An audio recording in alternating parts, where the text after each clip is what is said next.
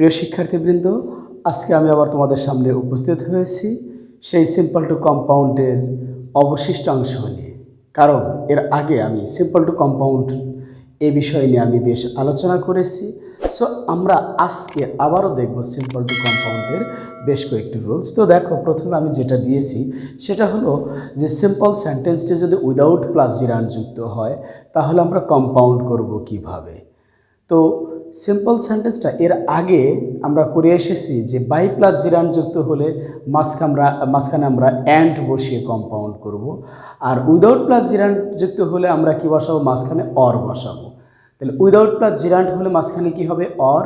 By plus জিরান্ডে আমরা কি করব? অ্যান্ড। তো দেখো কিভাবে আমি কাজটা করেছি।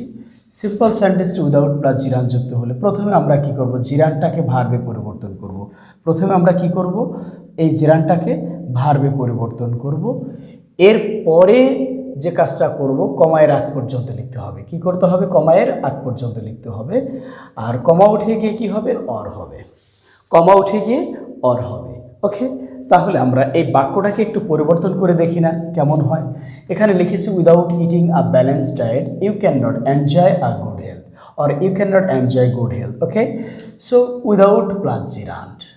জিরানটা কি? ভার্বের শেষে আইএনজি। তো আমরা এটাকে ভার্বে পরিবর্তন করে দিই সরাসরি জিরানটাকে। তাইলে কি হবে? ভার্বে পরিবর্তন করলে ইট আ ব্যালেন্সড ডায়েট, ইট আ ব্যালেন্সড ডায়েট, কমা উঠিয়ে গিয়ে কী হবে? অর। তারপরে যা আছে তাই আমরা লিখে দিব you can not enjoy, or you cannot enjoy good health.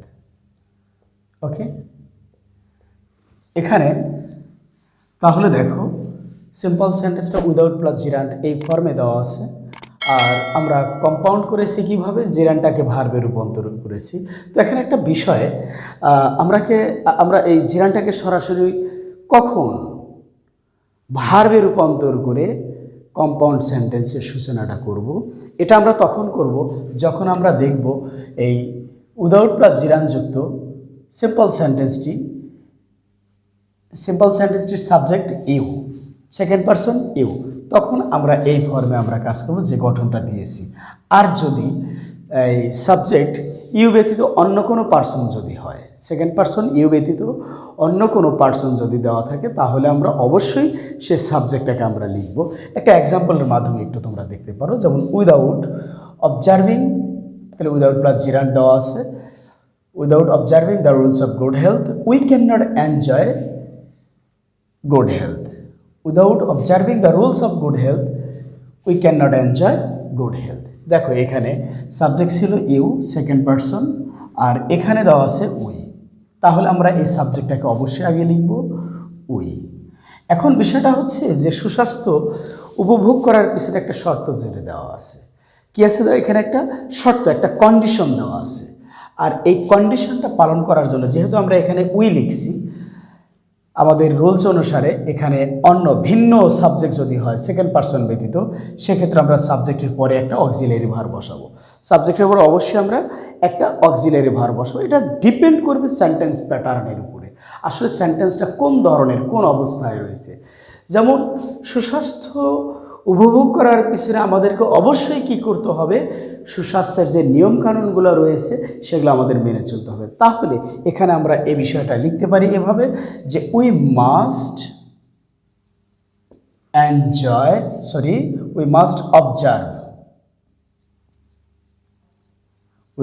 observe the rules of good health, the rules of good health. We must enjoy the rules of good health, কমা উঠে গিয়ে কি হবে? or. We cannot enjoy good health. We cannot enjoy good health. Good health. Or we cannot enjoy good health. Okay? We must observe the rules of good health or we cannot enjoy good health. একটু লিখে ফেলো।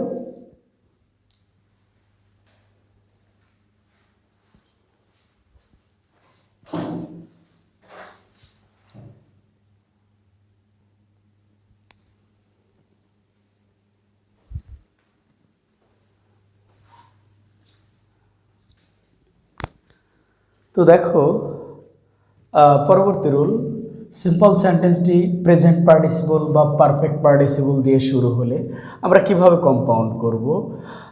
দেখো একটা বাক্য দেখো যে killing the baby the man goat punishment. তো কিল ভার্বের শেষে আমরা কি করেছি, আইএনজি যোগ করে এটাকে প্রেজেন্ট পার্টিসিপল করে দিয়েছি। প্রেজেন্ট পার্টিসিপলের গঠনটা হচ্ছে কি, ভার্বের প্রেজেন্ট ফর্মের সাথে, দ্যাট ইজ বেস ফর্মের সাথে আইএনজি যুক্ত হয়ে প্রেজেন্ট পার্টিসিপল গঠিত হয়। আর পারফেক্ট পার্টিসিপলটা কি, ভার্বের পাস্ট পার্টিসিপলের আগে হ্যাভিং যুক্ত হয়ে পারফেক্ট পার্টিসিপল গঠিত হয়। এখন আমাদের বিষয়টা হচ্ছে যে সিম্পল সেন্টেন্সটি প্রেজেন্ট পার্টিসিপল বা পারফেক্ট পার্টিসিপল দিয়ে শুরু হলে আমরা কি করব, আমরা প্রথম ওই বাক্যের সাবজেক্টটা লিখব।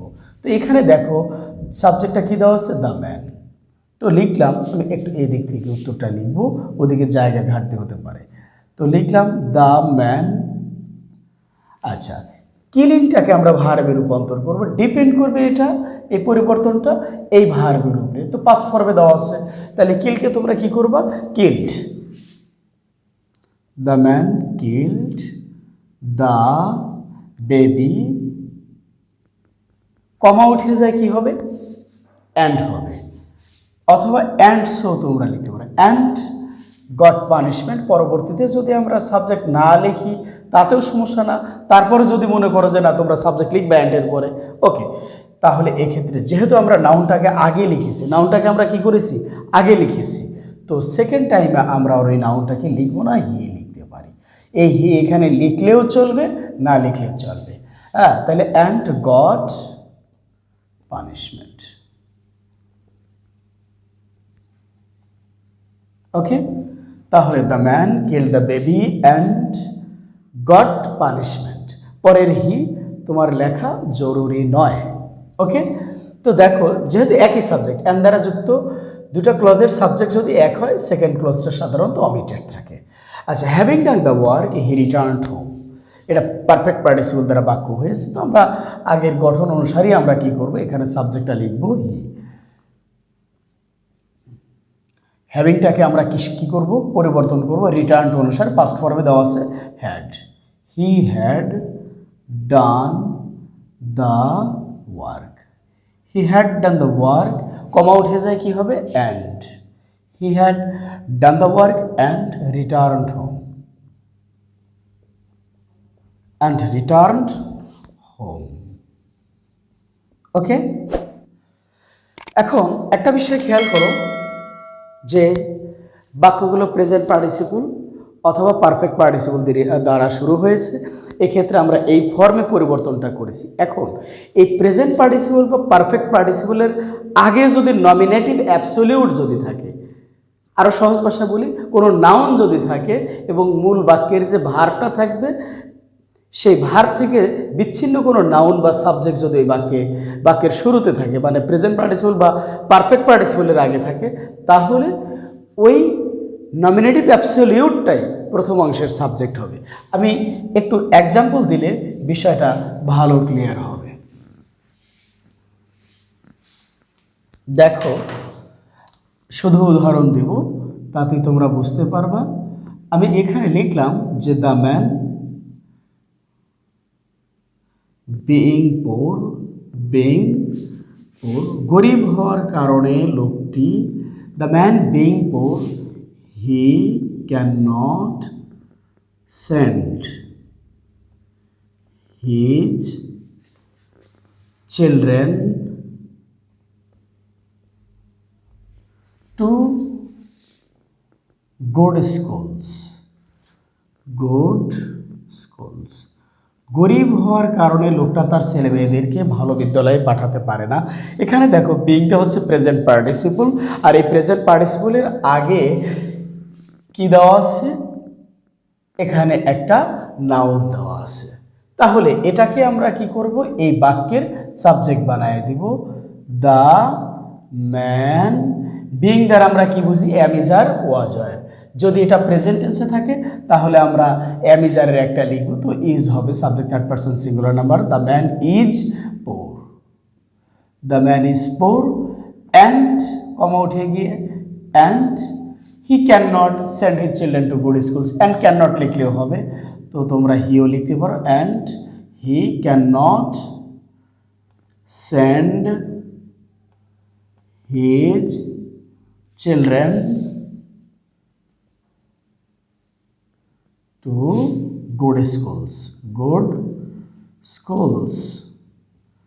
আচ্ছা, এখানে যদি এই নমিনেটিভ অ্যাবসলিউট মানে এক কথায় যে প্রেজেন্ট পার্টিসিপল ও পারফেক্ট পার্টিসিপলের আগে যে নাউনটা থাকবে এটা যদি এই ভিন্ন টাইপের যদি হয়, এই সাবজেক্ট আর এই নমিনেটিভ অ্যাবসলিউট এটা মানে প্রেজেন্ট পার্টিসিপল ও পারফেক্ট পার্টিসিপলের আগের নাউনটা যদি ভিন্ন টাইপের যদি হয়, এই দুইয়ের ভিতরে যদি কোনো মিল না থাকে, তাহলে দেখো সে উদাহরণটা আমি দিচ্ছি। The weather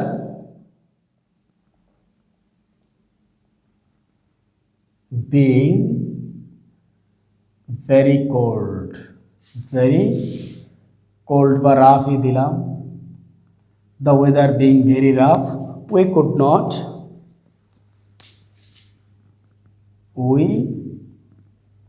not travel by plane।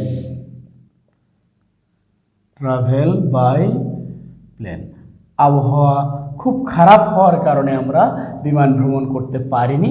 দেখো বিইংটা প্রেজেন্ট পার্টিসিপল, এর আগে ওয়েদার দেওয়া আছে, এই ওয়েদার এইটা আর এই উই কিন্তু এক নয়, এটাই হচ্ছে মূলত নমিনেটিভ অ্যাবসলিউট। তো এটাকে আমরা যদি কম্পাউন্ড সেন্টেন্স করে আমরা দ্য ওয়েদারকে এখানে সাবজেক্ট রূপে লিখব। দ্য ওয়েদার বিইং এর জায়গায় আমরা কি লিখব? কুডের কারণে আমরা ওয়াজ লিখব। The weather was very rough and, অথবা তোমরা এখানে অ্যান্ড সো লিখতে পারো। We could not travel by plane.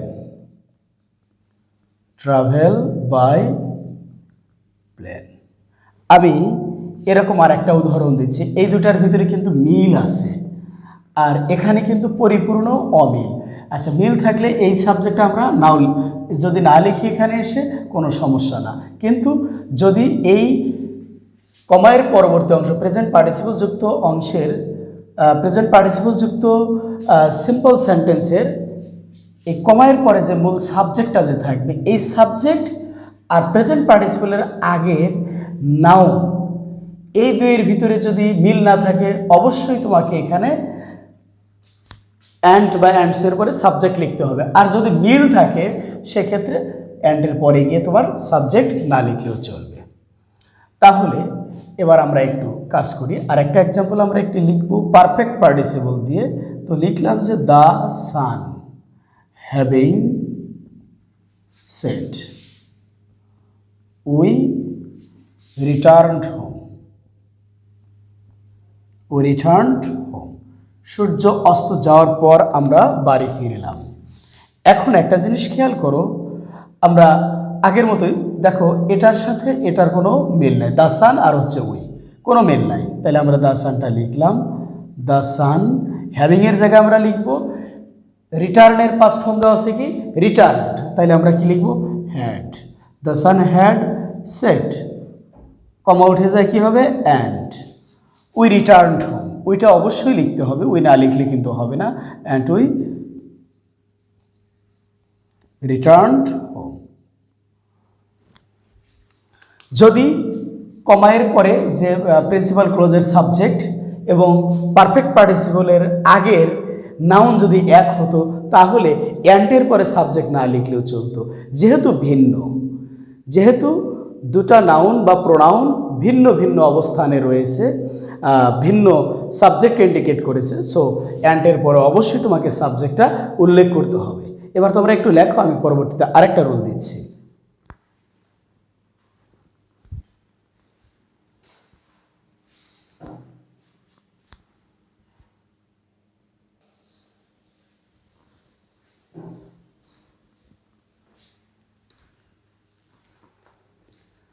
তো দেখো এবার আরেকটা রুল এখানে যেটা দিয়েছি সেটা হলো সিম্পল সেন্টেন্সটি article plus adjective plus noun দিয়ে শেষ হলে কি দিয়েছি রুলটা, যে সিম্পল সেন্টেন্সের শেষে যদি আর্টিকেল অ্যাডজেক্টিভ এবং নাউন থাকে, তাহলে কম্পাউন্ড করার সময় আমরা কি করব, এই বাক্যের সাবজেক্টটা লিখব।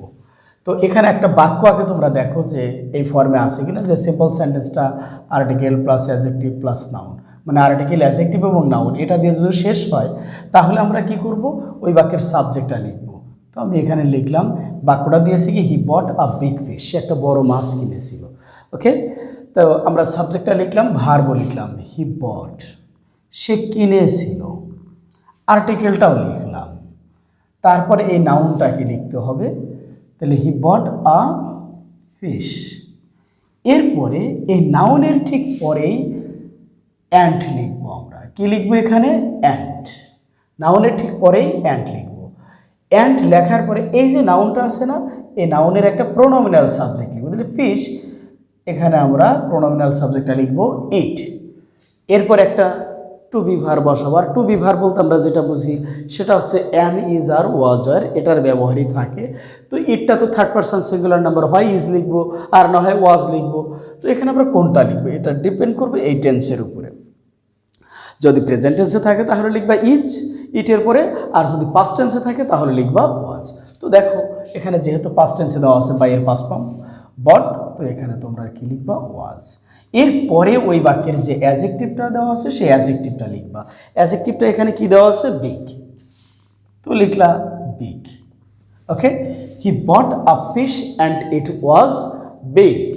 তো নেক্সট সেন্টেন্স যেটা আমি দিয়েছি, হি গেভ হার আর রেড রোজ, সে তাকে একটা রেড রোজ দিয়েছিল। ওকে, আর্টিকেল অ্যাডজেক্টিভ নাউন ফিনিশিং ঠিক আছে। তো আমরা লিখলাম সাবজেক্ট, ভার্ব কি আছে, গেভ। যদি কোনো পার্সোনাল অবজেক্ট যদি দেওয়া থাকে মূল ভার্বের পরে, সেটা মূল ভার্বের ঠিক পরেই থাকবে, এর কোনো পরিবর্তন হবে না। তো হি গেভ হার, সে তাকে দিয়েছিল। আর্টিকেলটা লেখো আ, নাউনটা কি, রোজ, হি গেভ হার আর রোজ। এরপরে কি লিখতে হবে, অ্যান্ড। তো লিখলে অ্যান্ড, অ্যান্ডের পরে কি করবা, এই যে রোজ আছে না, রোজের একটা প্রোনোমিনাল সাবজেক্ট লেখো, তাইলে কি হবে, এখানেও ইট হবে। আর পাস্ট টেন্সে থাকার কারণে কি লিখতে হবে, ওয়াজ। অ্যাডজেক্টিভটা কি, রেড। তাহলে he gave her a rose and it was red. এরপর আমি আরেকটা এক্সাম্পল দিয়েছি, I ate a green mango, article adjective noun. Okay, তো দেখো আমরা সাবজেক্ট লিখলাম আই এট, আমি খেয়েছিলাম, আ ম্যাঙ্গো, আর্টিকেলটা লিখলাম, নাউনটা লিখলাম আই এট আ ম্যাঙ্গো। এরপরে কি লিখতে হবে, অ্যান্ড, এই প্রোনোমিনাল সাবজেক্টটা কি হবে, ইট, পাস্ট টেন্সে থাকার কারণে was. I ate a mango and it was, কেমন ছিল ম্যাঙ্গোটা, অ্যাডজেক্টিভ হচ্ছে গ্রিন, তাজা। ওকে, তাহলে আই এট আ ম্যাঙ্গো, এরপরে অ্যান্ড, এই নাউনেরই প্রোনোমিনাল সাবজেক্ট দিলাম ইট, পাস্ট ফর্মে থাকার কারণে ব্যবহার দিয়েছি ওয়াজ, তারপরে অ্যাডজেক্টিভটা লিখেছি green. I ate a mango and it was green. Okay, আজকের ক্লাসে পর্যন্তই। এর পরবর্তীতে আবার সিম্পল টু কম্পাউন্ডের আলাদা রুলস নিয়ে আমি তোমাদের সামনে হাজির হব। সে পর্যন্ত তোমরা অপেক্ষা করো এবং ভিডিওগুলো ভালোভাবে দেখো। Thank you everybody, that's all for today.